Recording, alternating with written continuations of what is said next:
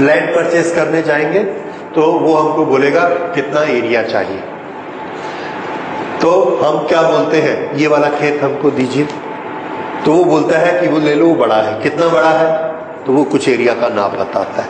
ये जो एरिया का नाप है, खेत का खरीदना है, जमीन का खरीदना है, ये हजारों सालों से चल रहा है और बहुत सारे लोगों ने अपने अपने कन्वीनियंट इसके यूनिट बना लिए कि इतनी बड़ी जगह को हम एक मरला कहेंगे, इससे डबल होगी 2 मरला, 3 होगी 3 मरला, कितना बड़ा होता है मरला हमको नहीं मालूम, वो उस एरिया में चलता है।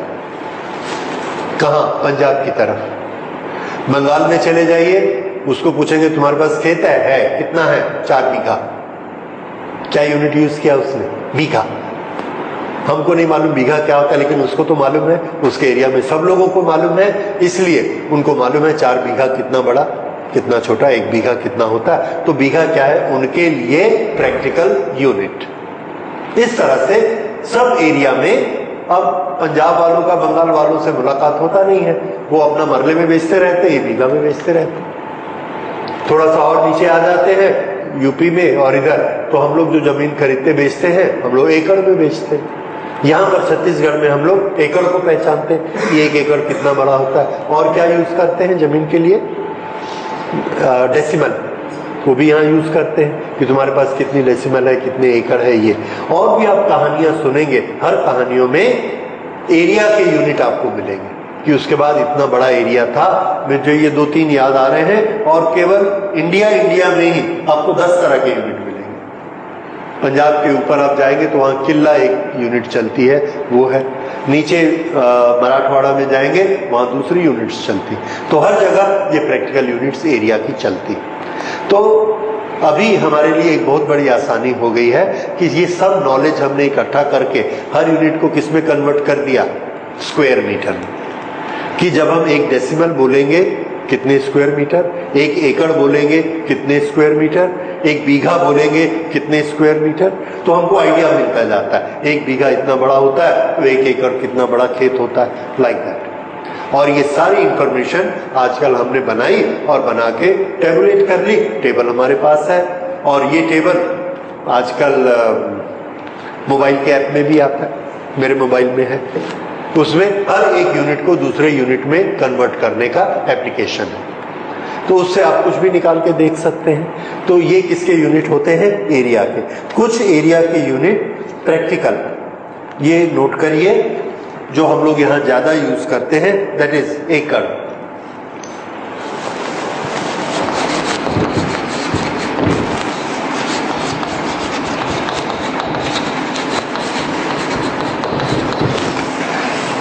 Practical unit area.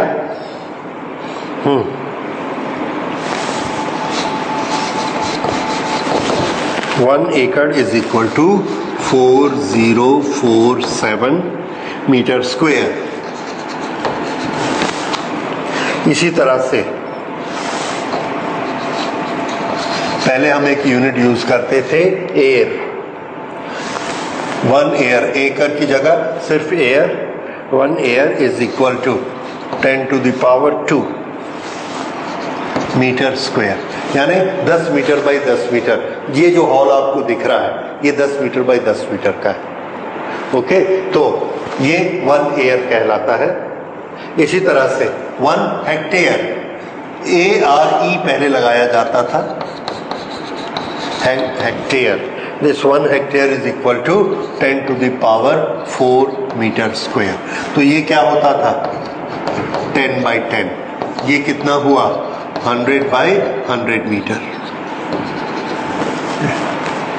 ये दोनों मीट्रिक सिस्टम के बड़े यूनिट बन गए। 10 मीटर बाय 10 मीटर का जो प्लॉट होगा उसको क्या बोला जाएगा? 1 एयर। और 100 मीटर बाय 100 मीटर का होगा तो इतना बड़ा, दैट इज 1 हेक्टेयर। और एकड़ इनसे भी बड़ा होता है 4000। ठीक, तो ये थोड़े से प्रैक्टिकल यूनिट है एरिया के। उसके बाद हम लोग लेते हैं वॉल्यूम का प्रैक्टिकल यूनिट।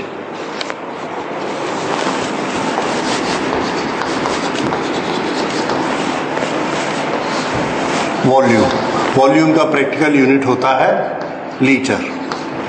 1 लीटर किसके बराबर होता है? 1 लीटर, ये हम चूंकि इसको बहुत यूज करेंगे इसीलिए इसको हमको समझना है। This is 10 centimetre, that is 0.1 metre. This is also 10 centimetre, this is also 10 centimetre. 10 centimetre कितना बड़ा होता है? 4 इंच, इतना बड़ा। ये इतना बड़ा, ये 4 इंच 4 इंच, और गहरा भी कितना? 4 इंच। ये वाला जो डब्बा है, इस डब्बे के अंदर कितना पानी आएगा? 1 लीटर। ठीक है, ये हमारा बड़ा कन्वीनियंट यूनिट है। क्यों? क्योंकि हम जो पीते हैं, दूध पीते हैं, पानी पीते हैं, वो सब 1 लीटर के आसपास होता है। 1 लीटर, आधा लीटर, 2 लीटर, पौन लीटर, इसलिए लीटर हमारे लिए बहुत प्रैक्टिकल यूनिट है। तो ये आपको याद रखना है। इसका एक छोटा सा शॉर्टकट याद रखिए, 1 मीटर क्यूब में कितने लीटर होते हैं, ये आपको फिजिक्स के न्यूमेरिकल्स में बहुत यूज करना है। तो देखिए, ये है 0.1, 0.1, 0.1, that makes 1 litre. 0.1, 0.1, 0.1 metre, metre, metre, metre cube makes 1 litre. और तीनों को मल्टीप्लाई करिए तो कितना आया? 1/10, 1/10, 1/10।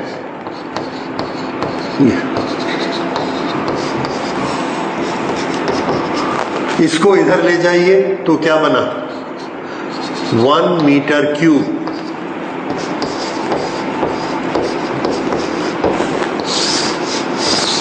ये वाला आपको याद रखना है। हमने पानी की टंकी बनवाई, 1 मीटर लंबी, 1 मीटर चौड़ी, 1 मीटर ऊंची, उसके अंदर कितना पानी आएगा? 1000 लीटर। समझ में आया? ये चीज सबसे ज्यादा हम अपने घरों में यूज करते हैं। आपने सिंटेक्स के टैंक देखे हैं, दूसरे टैंक देखे हैं। अगर हमको बोला जाएगा कि ये टैंक 1000 लीटर का है, तो हमारे दिमाग में इमेजिन क्या होगा? कितना लंबा होगा? 1 मीटर। कितना चौड़ा होगा? 1 मीटर। कितना ऊंचा होगा? 1 मीटर। उसमें कितना आएगा? 1000 लीटर। ठीक है, तो इस तरह से ये प्रैक्टिकल यूनिट हुआ। अच्छा, अब उसके बाद देखिए, हाँ, वॉल्यूम का मोस्टली हम लोग लीटर ही यूज करते हैं। उसके बाद फिर हम इसको बना देते हैं किलोलीटर, 1000 लीटर। और बड़ा कर दोगे तो मिलियन लीटर। उसको हम फिर मेट्रिक यूनिट में छोटा बड़ा करते रहते हैं। लेकिन लीटर इज ए स्टैंडर्ड या प्रैक्टिकल यूनिट। ओके, ये कन्वर्शन आपको याद रखना है, ये हमें बहुत काम में आएगा। अच्छा, उसके बाद हम लोग अगली चीज नापते हैं। ये अभी तक हमने क्या क्या नापा था? पहले लेंथ, और अभी क्या नापा? एरिया और वॉल्यूम। अगली चीज हम नापेंगे मास। मास में हम लोग क्या यूज कर रहे हैं? किलोग्राम। क्या मास के और कोई प्रैक्टिकल यूनिट भी होते हैं? आंसर है यस। दूसरे देशों में दूसरे यूनिट भी चलते हैं, हमारे यहां भी दूसरे यूनिट चलते हैं। ओके,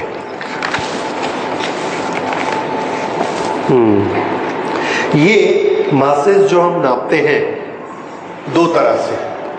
एक बड़े बड़े मास जो हम ट्रक में लोड करेंगे, SI system, we know KG, kilogram, and we all know 1 kilogram कितना होता है। लेकिन जब हम ट्रक पे यूज करते हैं तो क्या यूज करेंगे? टन। बोरे में अनाज भर के भेजते हैं तो क्विंटल। और इस दुनिया में हम सबसे ज्यादा काम कौन सा करते हैं? एग्रीकल्चर।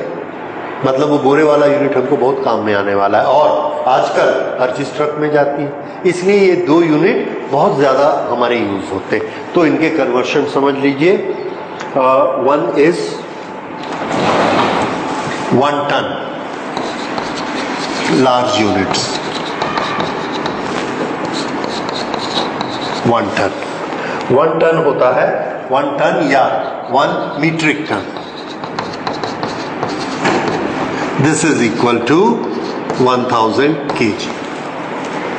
ठीक, दूसरा हम यूज करते हैं 1 क्विंटल। ये जो मैंने आपको बड़ा वाला बोरा बताया था, 1 quintal. This 1 quintal is equal to 100 kg। जो हल्की फसल होती है वो जब हम एक बोरे में डालते हैं तो वो करीब करीब 40 किलो होती है। तो एक यूनिट वो भी चला आ रहा है, उसको हम एक मन बोलते हैं। इंग्लिश में MUND लिखते, 1 मन, एक मन 40 किलो। ये आजकल हम लोग यूज नहीं करते, मन यूज नहीं करते। क्विंटल अभी भी थोड़ा थोड़ा यूज करते। टन, चूंकि वो मीट्रिक टन बन गया है और उसकी यूनिट में आप देख रहे हैं, इट्स वेरी कन्वीनियंट, तो ये यूनिट यूज होता है अभी भी। ओके, ये हो गए बड़े वाले। अब छोटा यूनिट एक होता है जो कि इंग्लिश चीजों में हमको बहुत मिलता है। वो इंग्लैंड का स्टैंडर्ड यूनिट था 1 पाउंड। ये जो पाउंड होता है उसको जब हम लिखते हैं तो उसकी स्पेलिंग में 1 LB लिखते हैं। पाउंड के लिए LB लिखा जाता है और ये आधा किलो से थोड़ा सा कम होता है। तो ब्रिटेन, मेड इन ब्रिटेन जो भी चीजें आपको मिलेंगी उस पर पाउंड लिखा रहता है। 1 पाउंड का है, 2 पाउंड का है, 4 पाउंड का है। जैसे हमारे यहाँ बच्चे जन्म लेते हैं तो बताते हैं 700 ग्राम का बच्चा है, 800 ग्राम का है, या 2 किलो का है, 5 किलो का, 7 किलो का। तो पहले जमाने में ये होता था कि बेटा हुआ, बेटी हुई, कितने पाउंड की थी। तो हम लोगों के समय में हम सब पाउंड में ही कंपेयर करते थे कि बच्चा हेल्दी हुआ कि नहीं हुआ। क्यों? क्योंकि वो प्रैक्टिकल यूनिट है और सब उसको पहचानते हैं। तो ये प्रैक्टिकल यूनिट वो होता है जो सब लोग जानेंगे। And 1 pound is equal to 453 gram. KG में लिखेंगे 4536 केजी। ये मास के यूनिट हो गए। अब बड़ा मास क्विंटल और टन। तो बड़े से बड़ा मास हम लोग यूनिट क्या बनाते हैं? प्रैक्टिकल यूनिट, जो चीजें प्रैक्टिकली हमारी दुनिया में होती। इसीलिए आपने देखा बहुत सारी यूनिट्स हमने बनाई नहीं। क्यों? क्योंकि उसकी कोई चीज ही नहीं होती। अच्छा, इस दुनिया की सबसे बड़ी चीज क्या होती है? उसको ढूंढा एक इंडियन साइंटिस्ट ने, उनका नाम था चंद्रशेखर। तो उन्होंने बोला कि जो सबसे बड़ा मास बिना टूटे एग्जिस्ट कर सकता है एक दूसरे को पकड़ के। देखिए, साइंस में जाके आप एक थ्योरी पढ़ेंगे आगे कि जब कोई चीज बहुत बड़ी होती है तो अपने ही वजन से एक दूसरे को पकड़ के नहीं रख सकती। ये पार्टिकल उसके गिरने लगते और वो टूट जाती। तो जब भी किसी चीज का मास बढ़ते जाता है तो एक ऐसा मास आता है कि उस मास के बाद वो आपस में स्टिक नहीं कर सकती, टूट जाती। कितना बड़ा मास होता होगा ये? हमने देखा अर्थ बहुत बड़ी होती है, तो ये सारा सब मटेरियल आपस में चिपका हुआ है। लेकिन अर्थ से बड़ा तो सन होता है, सन में भी सारा मटेरियल चिपका हुआ है। तो आखिर कितना बड़ा मास होता है? ये वाली कैलकुलेशन सबसे पहले एक इंडियन साइंटिस्ट ने की थी। उनका नाम था चंद्रशेखर। उन्होंने ये बताया कि मास की बड़ी से बड़ी लिमिट इतनी हो सकती है और अगर उससे मास बढ़ जाता है तो टूटने की प्रोसेस शुरू हो जाती।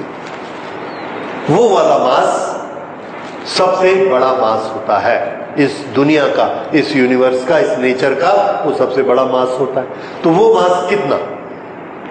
उस मास का उन्होंने हमको डिटेल बताया कि इतना बड़ा मास होता है। उन्होंने डिटेल उस भाषा में बताया जिस भाषा को हम जानते हैं, और वो भाषा कौन सी होती है? किलोग्राम की। तो उन्होंने हमको बताया कि ये इतने किलोग्राम होता है, और जो कैलकुलेशन थी उसके अनुसार उन्होंने बताया कि अभी हमारे सन का जितना मास है उसका 1.4 टाइम्स कर दें तो वो वाली लिमिट आ जाएगी। उस लिमिट के बाद अगर कोई पार्टिकल, अगर कोई मटेरियल, नॉट पार्टिकल, अगर कोई मटेरियल उससे बड़ा होना चाहता है तो फिर क्या करेगा? वो टूटना शुरू कर देगा। So that is maximum limit of the mass what we see in the nature. और उसका नाम उनके ऑनर में रख दिया गया कि वो जो लिमिट है उसका नाम हम रखेंगे चंद्रशेखर लिमिट। तो चंद्रशेखर लिमिट क्या है? What is Chandrashekhar limit? It is a unit of the मास। किसकी यूनिट है? मास। तो बड़ी अजीब सी यूनिट है, किसी का नाम है, ठीक है, पर अब आप स्टोरी जानते हैं। So now you understand what is Chandrashekhar limit and how much is Chandrashekhar limit. ये दो चीजें आपको याद रखनी। तो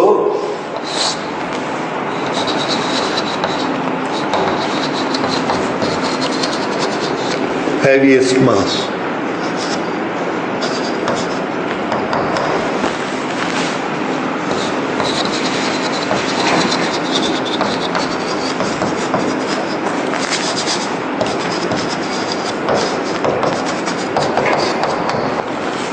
1 Chandrashekhar limit 1 CSL।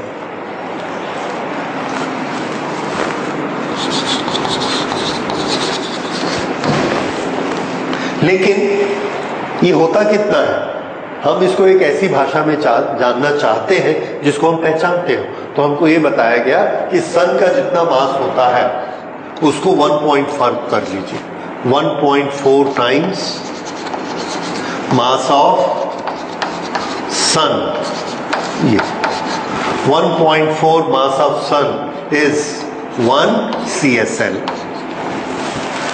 1 CSL is 1.4 times mass of sun. Okay, इसका क्वेश्चन कैसा होता है? Which is largest unit of mass? Answer क्या आएगा?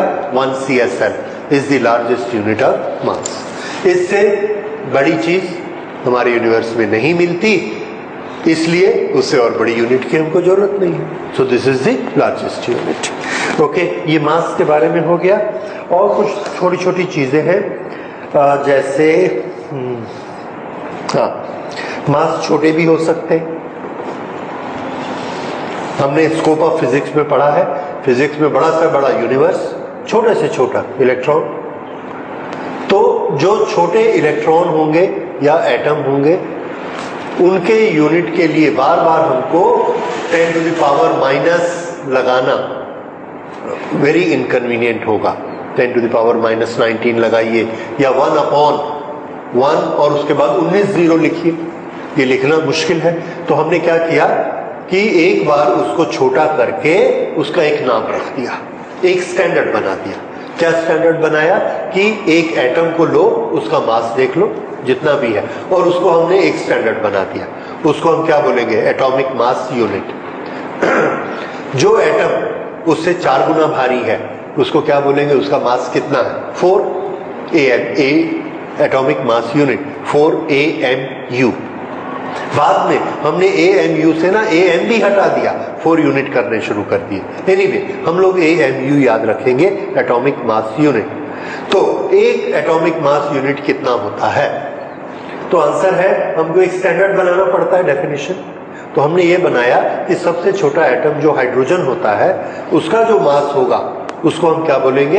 1 एटॉमिक यूनिट। और फिर बाकी जो एटम है उससे जितने टाइम मल्टीप्लाई होंगे उन सबके मास उतने हो जाएंगे। तो हम पहचानने लगे, जैसे कार्बन का मास कितना होता है एक एटम का? तो हमने बोला 12 एटॉमिक मास यूनिट। यानी हाइड्रोजन से कितना भारी? 12 टाइम्स भारी। तो हमको पता लग गया कि हाइड्रोजन इतना है, तो ये इससे करीब करीब 12 टाइम्स बड़ा होगा। इस तरह से एटॉमिक मास यूनिट को हम लोग यूज करने लगे। तो ये एटॉमिक मास यूनिट कहां काम में आता, समझ में आया आपको? अब इसी एटॉमिक मास यूनिट से हम थोड़ा सा छोटा भी कर लेते हैं, तो प्रोटॉन, न्यूट्रॉन, इलेक्ट्रॉन सबके मासेस उसी भाषा में हम बताते हैं। तो एटॉमिक मास यूनिट एक प्रैक्टिकल यूनिट बना, जिसकी प्रैक्टिस कहां की जाती है? न्यूक्लियर फिजिक्स में, एटॉमिक फिजिक्स में। जब हम एटम और न्यूक्लियस के बारे में पढ़ेंगे तो कौन सा यूनिट यूज करेंगे? Atomic mass unit. तो अगला यूनिट लिखिए, atomic mass unit for small masses.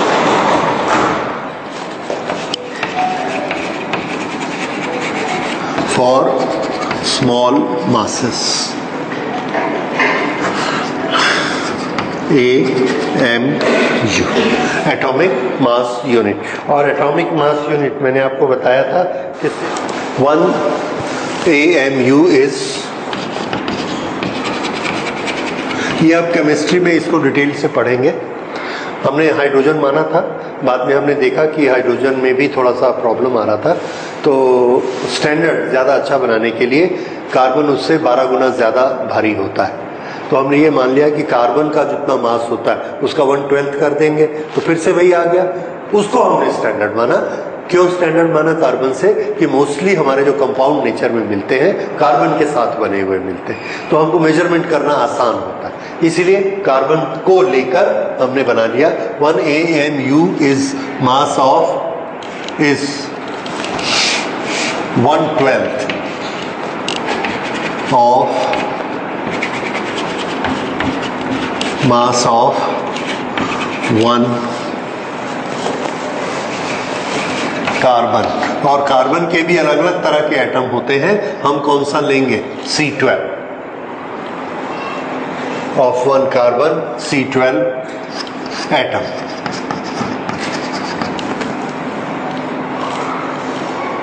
One 1/12 of mass of 1 carbon atom. ठीक है, तो हमको हमारे दिमाग में क्या था? ये बेसिकली क्या है? 1 हाइड्रोजन। दिस इज 1 AMU, और ये 1 AMU को अगर हम कन्वर्ट करेंगे, so this will become 1.66 1 AMU। इसको आजकल हम लोग प्रैक्टिकली 1 यूनिट ही लिखते हैं, and this 1 unit of the mass is equal to, इसको छोटा कर देते हैं, 1.66 into 10 to the power -26 kg, sorry -27 kg,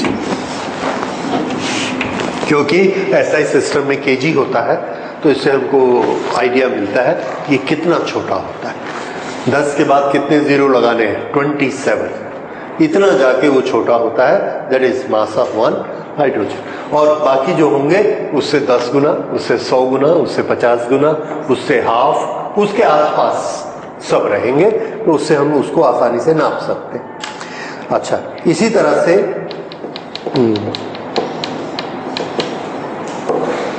एक और हम मास का छोटा सा यूनिट यूज करते हैं, प्रैक्टिकली हम लोग घरों में देखते हैं, दैट इज कैरेट। वो डायमंड लेने जाते हैं हम, कितने कैरेट का है? तो ये कैरेट क्या होता है? तो एक कैरेट होता है 200 मिलीग्राम। नोट कर लीजिए, स्मॉल यूनिट।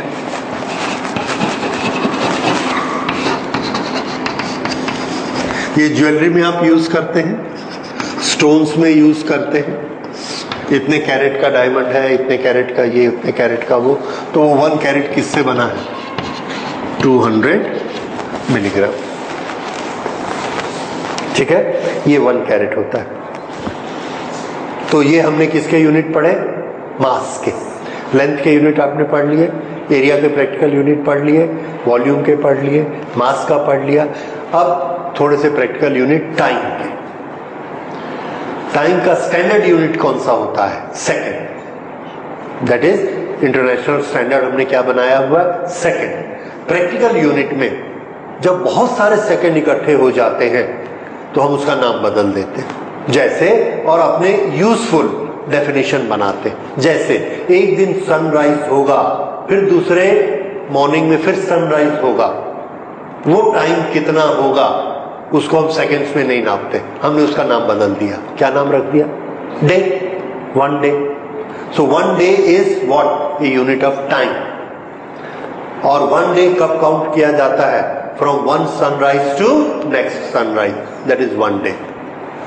ठीक है, अब 1 day is a large unit, तो उसके हमने 24 टुकड़े कर दिए, और एक टुकड़े का नाम 1 आवर, फिर उस 1 आवर के और 60 कर दिए, राइट। इस तरह से हमने उसको सेकंड से रिलेट कर लिया।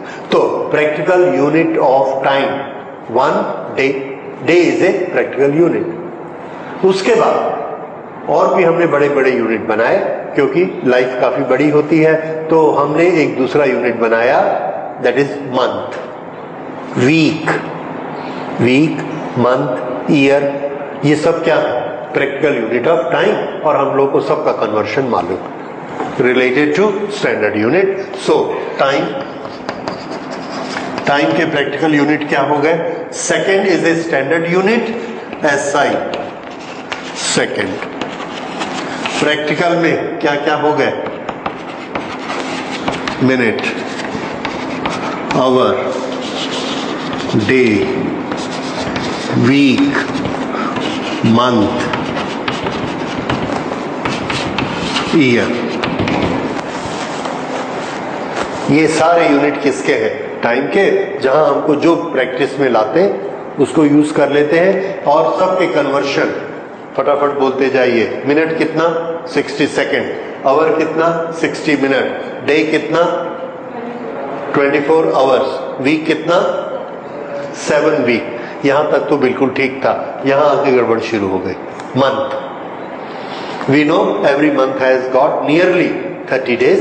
कोई 31 डेज का होता है, कोई 30 का होता है, फरवरी 28 का होता है और लीप ईयर में 29 डेज का होता है, राइट। उसके बाद है year. Year is how much? 365 and 1/4 days. Time कितना होता है? 1 ईयर। तो क्या जरूरत है हमको 1/4 डेज बनाने की?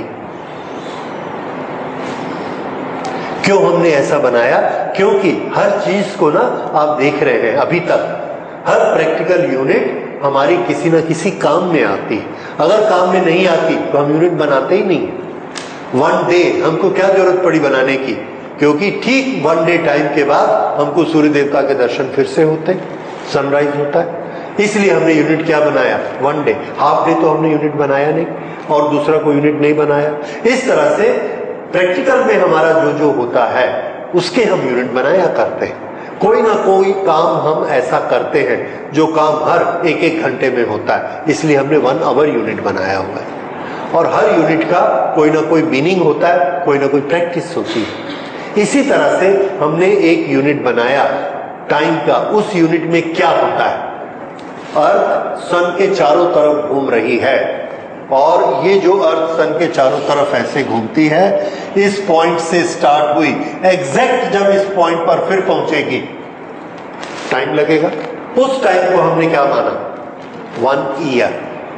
अब जब हम उसको डेज में कन्वर्ट करने गए तो हमने देखा 1 साल बाद यहां, 2 साल बाद यहां, 3 साल बाद, 4 साल बाद हम देखें अर्थ तो यहीं तक पहुंची,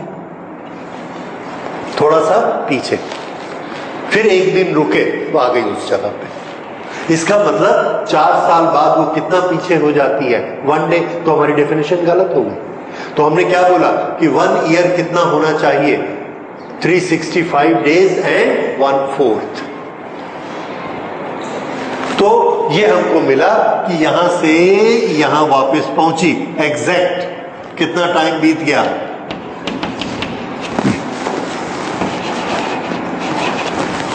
और अब 360 एग्जैक्टली उतने टाइम के बाद फिर वो अपनी जगह पर आ जाती है। इसलिए मजबूरी थी एक ईयर में 365 एंड 1/4 डे हमको रखने पड़े।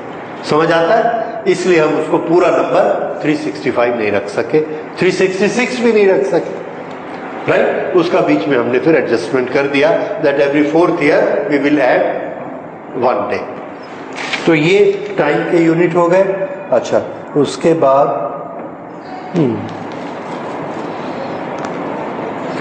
महीने का एक और यूनिट होता है जो हम लोग अपने हिंदू कैलेंडर में नापते हैं। वो मून के अनुसार होता है। चंद्रमास जिसको कहते हैं वो 30 डेज का होता है और हम लोग इंडिया में उसको ऑब्जर्व करते हैं। सावन भादों ये जो महीने रहते हैं 30-30 दिन के होते हैं और ये मून के अनुसार, मून के फेजेस बदलते हैं, उनके अनुसार हम डिसाइड करते हैं। और सोलर मासेस क्या होते हैं? सोलर मंथ जनवरी, फरवरी, मार्च, ये सब क्या है? सन के मोशन के अनुसार हम डिसाइड करते हैं कि अर्थ से सन यहां है, फिर इतना एंगल बना के जनवरी, फरवरी, मार्च, अप्रैल, ऐसा करके हमने डिवाइड किया। वो कौन से मासेस है, वो कौन से मंथ है? सोलर। ठीक।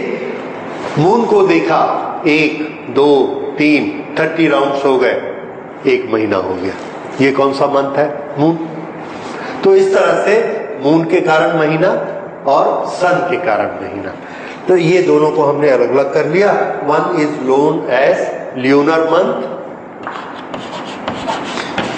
ल्यूना किसका नाम है? मून का। इसलिए उसके मोशन से जो मंथ बनता है दैट इज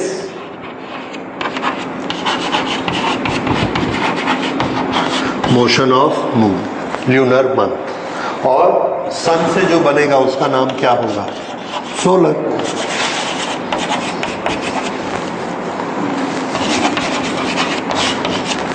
इसी तरह से सोलर ईयर, खैर वो ईयर वाले अभी हम बात नहीं करेंगे, दिस गुड इनफ मंथ की, दैट्स ऑल। और एक छोटा सा, सबसे छोटा यूनिट टाइम का क्या होता है? तो उसके लिए याद रखिए the smallest unit of time is 1 shake.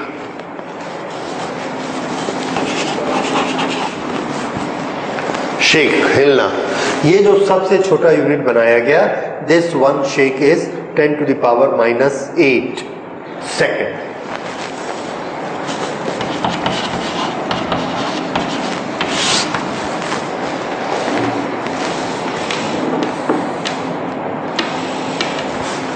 ठीक, अब इसके बाद ये 3 मेन चीजें हमने पढ़ ली। फिजिक्स में बहुत सारी क्वांटिटीज हैं। बाकी के जो यूनिट्स हैं, प्रैक्टिकल यूनिट्स या एसआई यूनिट, जैसे जैसे हमारा नॉलेज बढ़ता गया हमारे सामने क्वांटिटी आती चली गई। जैसे प्रेशर, ये क्वांटिटी आई। उसके बाद टेम्परेचर, ये क्वांटिटी आई, कौन सी चीज कितनी गर्म है। तो हम हर एक के यूनिट बनाते चले गए और वो यूनिट मोस्टली स्टैंडर्ड यूनिट भी थे, कुछ कुछ उसमें प्रैक्टिकल यूनिट भी थे, लेकिन वो सब को अभी हम इस चैप्टर में नहीं पढ़ेंगे। ये जो हमारी फंडामेंटल क्वांटिटीज 3 थी, लेंथ, मास और टाइम, इन तीनों के जो प्रैक्टिकल यूनिट्स हैं ये हमने स्टडी किए। इसके बाद जो जो क्वांटिटी हम स्टडी करते जाएंगे उसका यूनिट वहीं के वहीं पढ़ते जाएंगे। Definition unit and that makes the knowledge of physics. ठीक है, तो आज हम लोग यही खत्म करते हैं। So we have done practical units today, और कल से अगली क्लास से हम लोग एक छोटी सी चीज और है, इसको नोट करते जाते हैं। ये बुक में बड़ी अच्छी दी है कि जब हम किसी भी क्वांटिटी को बड़ा करना चाहते हैं और छोटा करना चाहते हैं मीट्रिक सिस्टम में, तो उसके आगे एक शब्द लगा देते हैं या पीछे एक शब्द लगा देते हैं, प्रीफिक्स या सफिक्स। तो हम प्रीफिक्स लगाया करते हैं उस क्वांटिटी को छोटा करने के लिए और बड़ा करने के लिए। मेरे पास सब जगह नहीं है, आप चार्ट देख लीजिएगा। मैं आपको प्रीफिक्स के बारे में बताता हूं। 1 मीटर लेंथ हमको मालूम है।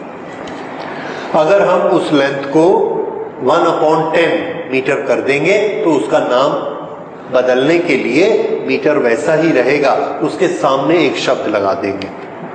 ठीक है, उसको हमने 10 टाइम्स लेस कर दिया, that is 10 to the power -1।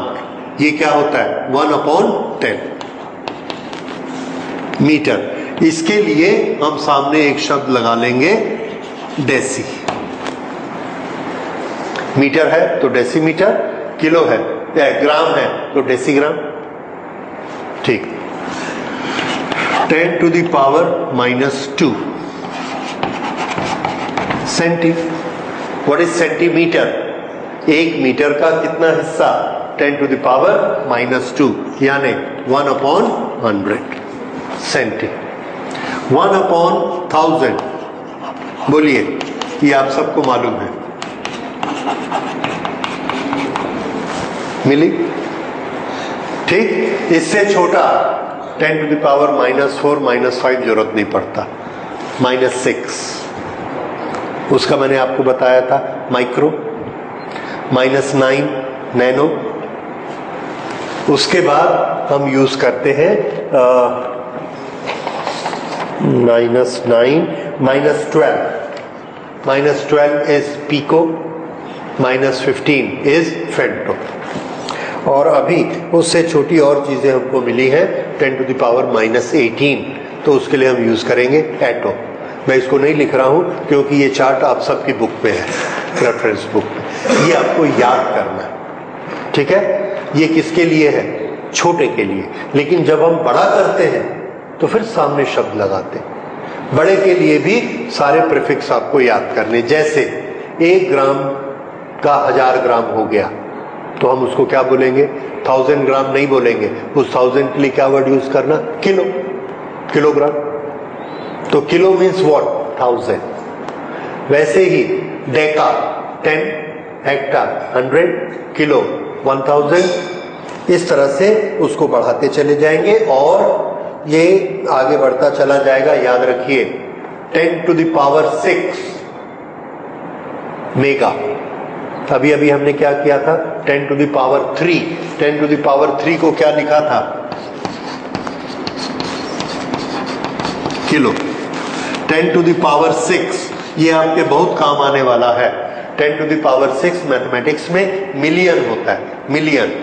और फिजिक्स में जब हम इसको यूनिट के सामने लिखते हैं तो हम इसको मेगा यूज कर लेते हैं। और ये तो आप जानते हैं 200 मेगावाट का पावर स्टेशन, 1000 मेगावाट का पावर स्टेशन, वो मेगा क्या बताता है? 10⁶ of the given unit. Okay, mega के बाद हम लेते हैं उससे बड़ा गीगा। कंप्यूटर में यूज होता है ये गीगाबाइट। गीगाबाइट, तो गीगा कितना होता है? 10⁻, याद है किसी को? गीगा हम लोग यूज करेंगे। Okay, we should not make a mistake. Giga is 9, 10⁹ और 1000 टाइम्स का स्टेप और लीजिए। ये 3 किलो, 3 टाइम्स मेगा, इससे 3 0 और बढ़ाया गीगा, और 3 0 बढ़ाइए, दिस विल बिकम टेरा। ठीक है, तो इसमें ना हजार के स्टेप इंग्लिश की मैथमेटिक्स में बने हुए हैं। जैसे 1000, मिलियन, बिलियन, सब में कितना डिफरेंस है? 3 0 का। तो उससे उसी की ट्यून में इसको भी बना दिया गया है। ग्राम के बाद किलो, किलो के बाद मेगा, मेगा के बाद गीगा, गीगा के बाद टेरा, और टेरा के बाद एक और होता है पीटा, और पीटा के बाद एक्सा।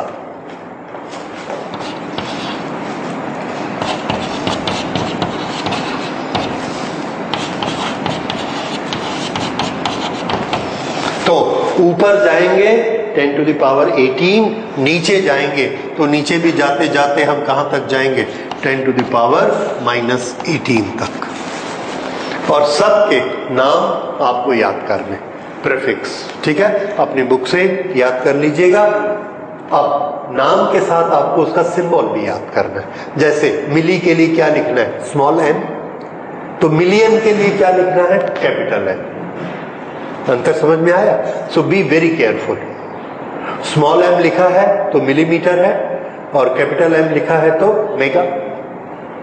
ये मेगाबाइट अगर हमने लिखना है तो कैपिटल M लिखेंगे, मेगावाट कैपिटल M लिखेंगे। ओके, इसी तरह से गीगा, स्मॉल g हम किसके लिए यूज करते हैं? Small g, gravitation. तो इसके लिए गीगा के लिए हमने रखा कैपिटल G। तो इसी तरह से गीगा, टेरा, पीटा और एक्सा सब के लिए हमने रखे हैं कैपिटल। ये G, T, P, E हम सब के लिए कैपिटल रखना चाहते हैं। मेगा के लिए भी रखना चाहते हैं। Okay, capital M। तो किलो के लिए क्या होना चाहिए? Capital K। फिर गड़बड़ हो गई, क्योंकि कैपिटल के हम लोग ये सिस्टम बनने के पहले ही बुक कर चुके हैं। किसके लिए? Temperature, kelvin. तो केल्विन का यूनिट क्या होता है? कैपिटल के उसका सिंबल है, इसलिए हम नहीं लग पाते, तो इसको क्या लिखते हैं? स्मॉल के। ये खाली था तो वी राइट इट स्मॉल के। ये सारे माइनस वाले जितने हैं पहले से ही सब के सब स्मॉल है, उसमें कोई कैपिटल नहीं। माइक्रो के लिए क्या यूज करना है? देखो, मिली, माइक्रो, मेगा, 3 m वाले हैं। मिली के लिए स्मॉल m, माइक्रो के लिए म्यू। ठीक है, 10⁻⁻6 म्यू। मिली के लिए m, और मेगा के लिए m।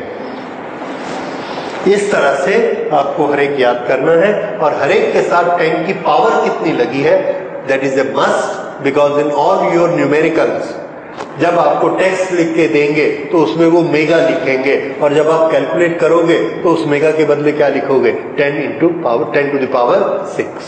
इसी तरह से मिली लिखा रहेगा, कहीं माइक्रो लिखा रहेगा, और कैलकुलेशन में हमको उसकी 10 की पावर लिखनी है। So you must remember everything and everything very correctly. ठीक है, तो ये हमारे यूनिट्स को लिखने के तरीके हो गए। Okay, so now we close everything here. Right, then next chapter we will start next class. उसमें हम लोग देखते हैं कि लेंथ को कैसे नापा जाता है, मेजरमेंट। बिकॉज एक चीज याद रखिए, physics is all about measurements. नापने की जो विद्या है वो फिजिक्स ही है, तो बिना मेजरमेंट के फिजिक्स नहीं हो सकती। That is a must. ठीक है, तो अगली बार हम देखेंगे लेंथ को कैसे नापते हैं, मास को कैसे नापते हैं, टाइम को कैसे नापते हैं, इस तरह से उसके मेजरमेंट के मेथड्स अगली बार पढ़ेंगे। Thank you. तो आप